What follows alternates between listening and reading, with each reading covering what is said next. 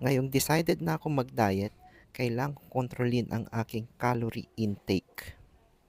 Kaya ang aking breakfast ay brewed coffee at low-fat milk na walang sugar at 1 piece of wheat bread para sa aking agahan.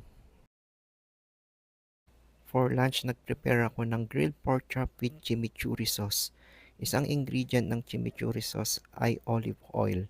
Healthy ang olive oil pero mataas siya sa calories.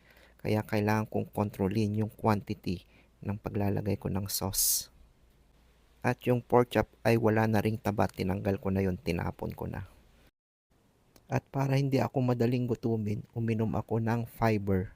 At nakakatulong din siyang i-flush out yung mga ibang fats na nakain natin. Parehas na rin yung dinner ko pero wala ng chimichurri sauce para bawas calories. At uminom na rin ako ng green tea para makatulong sa pagbe-burn ng fats.